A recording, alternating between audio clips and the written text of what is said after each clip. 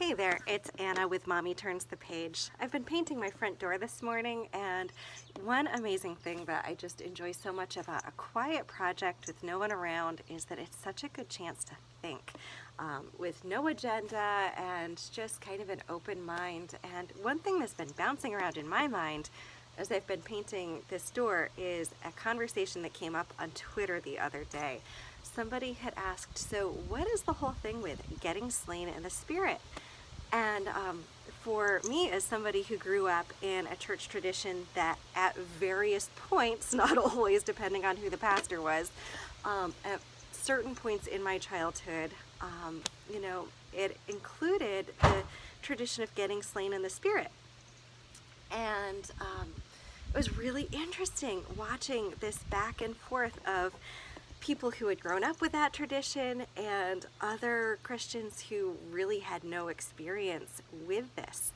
And one thing that it brought to mind to me, of course, here I am, I'm a single mom now, and really exploring ideas of how does the church set up women to be in abusive marriages and survive them so long and think it's okay or excuse it as being okay. And so I'm seeing a lot of things through this lens, and to have this conversation about getting slain in the spirit brought up a lot of really interesting memories for me. And one of those is this vivid memory of this tall pastor that we had at one point. He's like 6'3" or something like that, literally pushing on my forehead as he's praying for me because I'm supposed to get slain in the spirit. And for those of you who are totally unfamiliar with this concept, it's the idea that basically you lose consciousness or at least some sense of voluntary movement. You're getting prayed for and you are suddenly prostrate on the ground. It's kind of like fainting, but fainting for the Lord. And you can hear it in my tone that to me, I have a lot of negative experiences and feelings about that. I'm not looking to disparage other people's positive experiences and positive religious beliefs and traditions.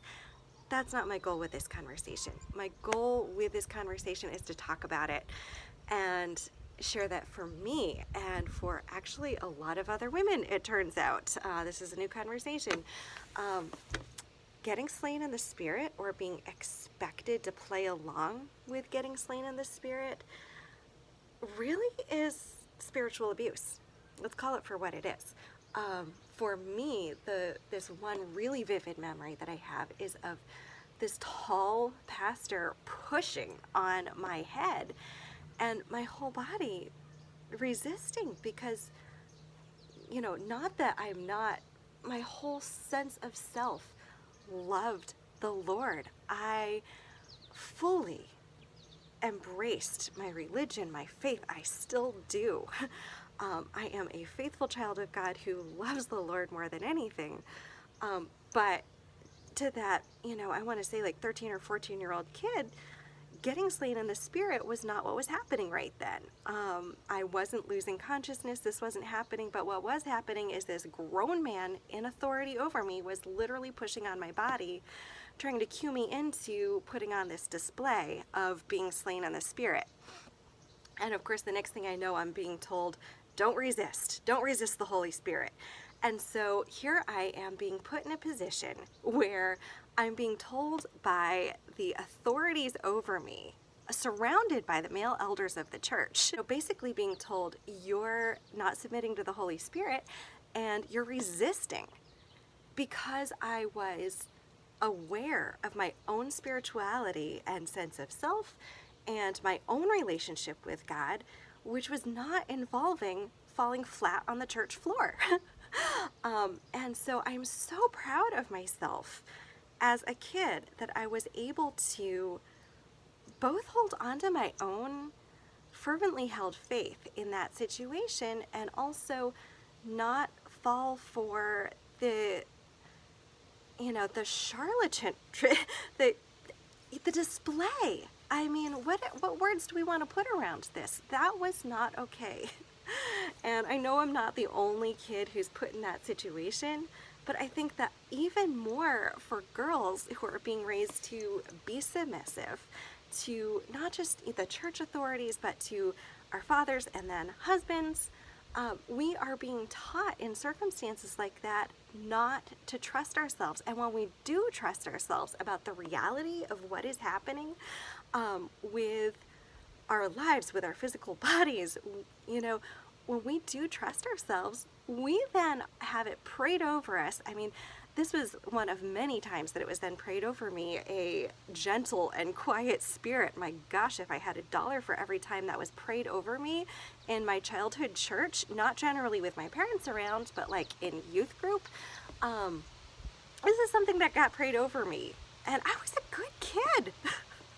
But heaven forbid you resist by not going along with the display of some of the things like this.